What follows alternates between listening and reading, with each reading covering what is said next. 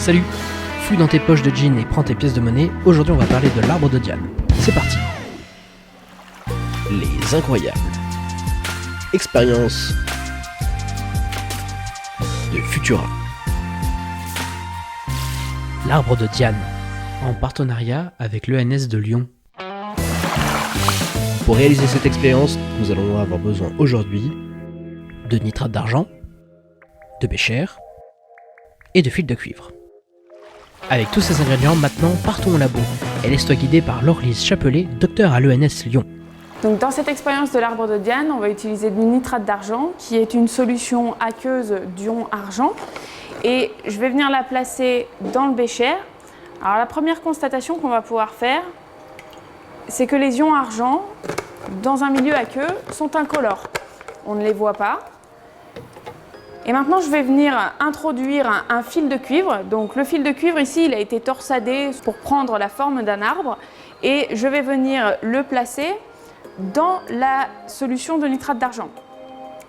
Et donc instantanément, ce qu'on va pouvoir visualiser, c'est que le cuivre va réagir avec l'argent, avec les ions argent qui sont dans le liquide et on va voir la couleur du fil de cuivre changer instantanément lorsque je vais le plonger. Donc ici, le fil de cuivre, on peut encore voir sur la partie supérieure sa couleur orange caractéristique qu'on va retrouver par exemple dans les casseroles qui sont en cuivre.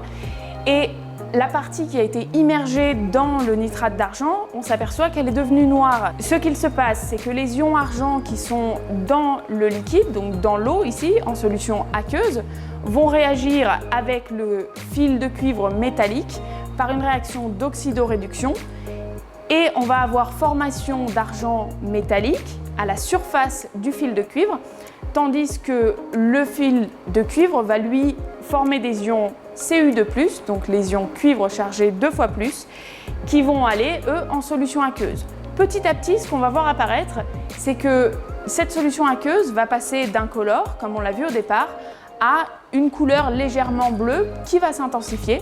Cette couleur bleue, elle est caractéristique des ions cuivre Cu2+, en présence d'eau. C'est par exemple ce qui forme le test caractéristique du sulfate de cuivre, qu'on dit anhydre, donc sans eau.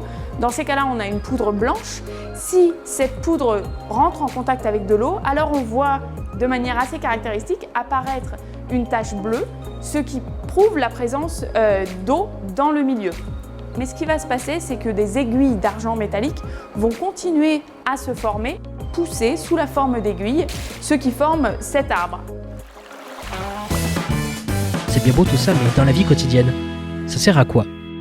Ici, on voit tout d'abord quelque chose de noir. Alors pourquoi? Parce qu'on forme de l'argent, mais l'argent a la propriété de pouvoir s'oxyder dès qu'on a de la lumière. C'est par exemple ce qu'on met en évidence sur les bijoux ou sur l'argenterie qui va petit à petit dans le temps noircir et il va falloir alors la décaper, donc enlever cette couche d'oxyde d'argent qui se sera formée à la surface. Alors on parle d'arbre de Diane, la référence à Diane se rapporte à la déesse de la chasse qui avait des flèches en argent, d'où le nom de l'arbre de Diane pour cette réaction.